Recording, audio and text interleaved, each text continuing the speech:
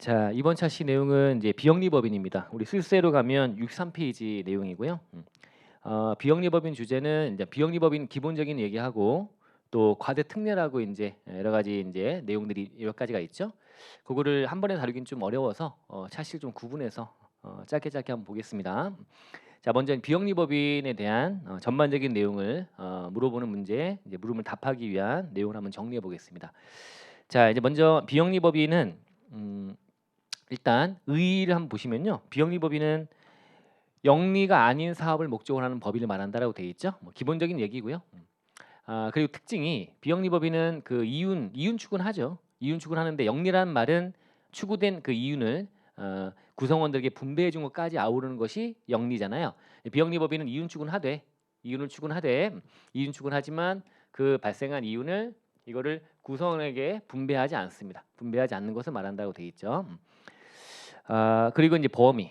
자, 기본적인 얘기고요. 이제 쪼개서 물어본다면 어떤 걸 물어볼까요? 비영리법인은 일단 범위를 물어볼 수 있겠죠. 범위에 대한 얘기 있고요. 또 납세무의 범위라는 걸 물어볼 수 있습니다.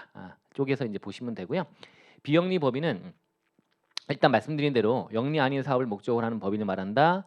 그 안에는 이제 국기법에서 우리 공부했던 법인화인 단체에 관련해서 당연의제법인과 승인의제법인, 얘들은 이제 구성원에게 이윤을 분배하지 않는다라고 했는데 분배하지 않는 거죠, 그죠? 그래서 분배하면 이런 것들이 공동사업이 돼버리는 거 맞죠? 분배하지 않는 조건 하에서 일거주자가 돼야 되는데, 근데 당연법인과 승인법인 치고 들어오는 거니까 이렇게 해서 연결해서 쓰시면 될 거고요.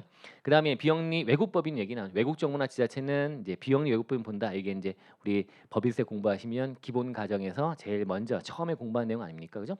이런 것들이 하나씩 얹어가지고요. 좀 하시면 돼요. 번호는 좀 잘못돼 있네요. 어쨌든 그래서 이런 것들을 비영리법인 범위에 넣으면 좋을 것 같고, 그다음 납세무의 범위라고 하는 게 있는 납세무 범위. 비영리법인들은 이 납세무라고 하는 것이 일단 우리 법인세에 과세되는 소득 중에 이제 각사 소득이 있지 않습니까? 각사 소득 중에서 이제 수익 사업만 과세하는 거죠. 수익 사업만. 그 안에 이제 구체적으로 보시면 이제 국내 이제 내국 비영리법인이다, 외국 비영리법이다 하게 되면 이제 국내 외냐, 국내냐로 구분돼 가지고 이렇게 돼 있는 거고요. 그 안에 이런 것들보다는 이제 기본적으로 열거돼 있는 수익 사업이 어떤 거냐를 요즘 문제 경향은 이런 것들 이제 암기했느냐를 물어보는 문제가 나올 수 있으니까 우리가 앞자 따놨습니다. 입의 사양 주유체 이렇게 해놨네요. 그죠? 그래서 우리 비영리법인은 우리 기본 공부하실 때 들어보셨겠지만 이 소득세법에 관련된 소득세법 개인처럼 봐갖고 과세하는 그런 경향이 좀 있어요. 그래서 개인 소득세 가시면 이자 있고 그 법에 따른 이자라고 되어 있습니다. 이 소득세법에 따른 배당도 있고요. 그 다음에 일정한 사업소득이라고 되어 있습니다. 농업 중에 이제 축산은 제외한다고 되어 있고요. 연구개발업이라든가 이런 것들 등등은 이제 또 제외한다고 들어가 있네요. 이런 건 제외가 되고 본연의 목적 사업은 제외되고, 그래서 일정한 사업소득이다라고 하시면 될 것 같고요. 그 다음에 양도소득세 과세가 되는 대상되는 자산들의 양도 수입이 들어가 있습니다. 그 다음에 주식이나 출자 지분 양도 들어가 있고요. 유무형 자산 처분 수입이 들어가 있는데 요 비읍에 나와 있는 이제 유무형 자산에 대한 처분 수입 관련해서는 이제 개정상이 좀 있었습니다. 그죠? 우리가 이제 이 자산 처분 수입을 과세하지 않는 케이스로 이제 가는 것이 여기 중요한 게 이제 양도를 했는데 양도를 현재 직전 3년 이상 계속하여 고유목 사업에 직접 사용한 자산의 처분 수입 들어가 있죠. 3년 이상. 그러면 지금 수익 사업에 쓰다가 비수익 사업으로 넘어와서 전입해 가지고요. 그래 갖고 이제 쓰는데 양도하는 날 직전에 우리가 3년이란 것과 과거에 판례가 많이 나왔던 것이 3년만 쓰면 되는 거냐? 그러면 수익 사업 갔다가 비수익 사업 갔다가 왔다 갔다 하더라도 그건 아니다. 처분난 날 현재, 양도일 현재 직전에 3년 이상 계속하여 이 비수익 사업 쪽에 쓰다가 파는 거, 이쪽에 사용하다가 파는 자산 처분 수입은 이거는 제외하겠다, 과세하지 않겠다라고 들어가 있었고, 여기에 중요한 포인트였는데 올해 개정을 하면서 처분한 날 직전 3년 이상 계속 사용하지 않았더라도, 그래서 처분일 현재 고유목 사업에 직접 사용하지 않는 경우들 포함해서 여기 들어오면서 여기 10년으로 바뀌어 10년. 그래서 A는 원래 있던 거 그대로 유지하고요. 여기다가 또는 밑에 고정 자산을 10년 이상 고유목 사업에 직접 사용한 경우다라고 한다면 처분할 날 현재 이때 그 목적 사업에 사용하고 있지 않는 경우도 포함해서 얘랑은 좀 다르죠. 얘는 10년 돼 있고, 그래서 이런 경우에 어떤 산식인데 일정 산식은 우리 기본서에 들어가 있는데요. 여기다 담기는 좀 너무 지엽적인 것 같아서 그랬는데 얘가 일단은 이 A와 B의 공통적인 거는요. 얘가 일단 기본적으로 인제 여기 인제 수익 사업 쪽에 사용하고 있다가 여기다가 비수익 사업 쪽으로 전입을 하잖아요. 비수익 사업 쪽으로 전입을 하죠. 자, 전입을 하는데 요랬다가 나중에 양도를 합니다. 이때 수익 사업에 취득을 했죠. 취득했다가 비수익 사업으로 전입해서 요쪽에 쓰다가 팔게 되면 요건 충족하면 해 준다라고 할 때 이때 문제가 되는 거는 수익 사업 쪽에서 가치가 올라가서 자본이득을 본 부분에 대해서는 이건 과세해야 된다. 그래서 이때 양도가액과 취득가액을 가지고 양도 차익 구해 가지고 과세할 때 그때 제외된다고 할 때 그때 이 제외되는 이 수입을 제외하는 금액은 비수익 사업 쪽으로 전입할 당시 이때 시가를 취득가액으로 구해서 양도가액과 취득가액처럼 해서 요 부분에 대한 것만 비수익 사업에 사용한 요 가치 증가 부분에 대해서만 과세하지 않겠다라는 걸로 지금 규정이 되어 있었는데 요 내용은 그대로 끌고 오되 얘가 만약에 처분한 날 현재 고유목 사업에 사용하지 않는 경우에도 일정한 산씩 요때 당연히 인제 전입할 때 이게 그 얘기예요. 취득가액을 전입할 당시 시가평가액으로 해서 이렇게 구한 양도 차익 가지고 와서 요걸 할 때 이 처분한 날 현재 이쪽이 쓰고 있지 않다 하더라도 요 양도 차익을 요걸 가지고 구한 요 양도 차익 금액을 가지고 와서 여기다가 곱하기 해 가지고요. 전체 보유하는 기간분에 비수익 사업 쪽에 사용한 기간을 분자에 올려서 안분해 갖고 나온 금액을 하겠다.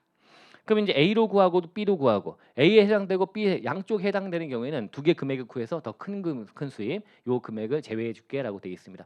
요 부분이 개정도 좀 이슈가 있고 하기 때문에 요 부분을 좀 반영해서 출제가 될 수 있다라는 느낌이 좀 듭니다. 그래서 겸사겸사 어쨌든 다른 여타의 수익 사업으로 열거되어 있는 것들에 대한 것들은 여러분들 암기를 아까 앞자 말씀드린 대로 암기를 좀 하시고 가시는 게 맞을 것 같고요. 거기다 채권 매매 차익도 이제 과세가 된다라고 들어가 있습니다. 다시 한번 가볼까요? 그래서 2배 사양 주유채라고 되어 있습니다. 이자, 배당, 사업소득, 양도소득 과세가 되는 자산들의 양도수입, 처분수입, 주식이나 출자 지분, 유무형 자산. 근데 유무형 자산 안에서 이제 구체적으로 유무형 자산을 팔면 수익 사업으로 과세가 되는 게 맞지만 이게 이 본연의 목적 사업에 사용했던 직전 3년 이상 계속 썼다면 그런 경우에는 이거는 제외하겠다. 라고 했는데 보니까 수익 사업 쪽에서 가치가 증가한 부분은 과세하고 싶은 거야. 그래서 이때 전입할 때 시가를 취득가로 하여 구한 양도 차익에 대해서만 과세하지 않겠다. 했는데 여기 보니까 계속하여라는 말이 걸리네. 자, 그래서 비수익 사업 쪽에 사용하고 있지 않더라도 이것도 해주자. 자, 적어도 10년 이상을 목적 사업에 썼다면 그런 경우라면 양도한 날 현재 이 목적 사업에 쓰고 있지 않는 경우로 하더라도 그 산식대로 해서 일정 부분 금액을 구해서 요 금액만큼은 제외되는 수입으로 봐줄게. 라고 하는 게 들어왔다. 좀 더 얹어 가지고 이제 추가해 놓으시면 좋을 것 같습니다. 이런 식으로 해서 이제 비영리법인의 수익 사업에 대해서 얘기하고 있고요. 그다음에 비영리법인에서의 납세 및 보험에 좀 얹어서 그래서 각사소득 금액도 있지만 이제 토익양도 이거 과세가 되죠. 이건 모든 유형의 법인이 다 과세가 되니까 미완료라든 청구 이건 과세가 안 됩니다. 당연히 알고 있고요. 그리고 얘도 이윤 추구하기 때문에 당연히 마진 보니까 부가세 과세는 됩니다. 또 상증세도 우리가 납세무제 할 때 보시면 영리법인만 제외되는 게 돼 있으니까 비영리법인들은 납세무 있다라고 합니다. 이런 것도 좀 얹어서 정리해 놓으시면 좋을 것 같고요. 또 비영리법인은 이제 구분격리가 좀 중요하잖아요. 구분격리. 그래서 수익사업만 과세하다 보니까 수익사업과 비수익사업을 구분격리하라고 돼 있는데 구분격리하는 거에 대한 내용도 간단하게 물어볼 수 있습니다. 뭐 어렵지 않은 내용으로 정리하고 있잖아요. 그래서 수익과 비수익을 구분격리하라라고 돼 있는데 그 안에 구분격리할 때 공통되는 게 있으면 공통 BS라고 하죠. 자산부채. 재무상태표에 들어가는 내용들은 다 수익사업 쪽에 속한 걸로 봐버립니다. 그리고 이제 IS에 들어가는 건 공통 입금 있고 송금이 있을 수 있는데 공통 입금은 수익금액 비례 안분, 공통 송금도 역시 수익금액 비례 안분. 안분한다. 수익금, 매출액 등에 비례해서 안분한다라고 보시면 되겠죠. 근데 업종이 상위해 버리면요. 송금 쪽에서는 개별 송금에 비례해서 안분한다고 되어 있는 걸로 정리하시면 됩니다. 그리고 이제 특례 부분이 이제 이렇게 있다라고 하는 언급을 할 수 있는 걸 만들면 된다. 일단 기본적으로 하나의 어떤 주제로 정리를 해드린 거고요. 또 배점 자체가 우리 법인세나 이런 것들은 배점이 크기 때문에 이런 것들 가지고 물어보면서 겸사겸사 요 특례 내용도 같이 물어볼 수 있잖아요. 그래서 특례 내용에 들어갈 것들 좀 잡아보는 시간은 다음 차 시로해서 넘겨서 정리를 해보는 시간을 갖도록 해보겠습니다. 예.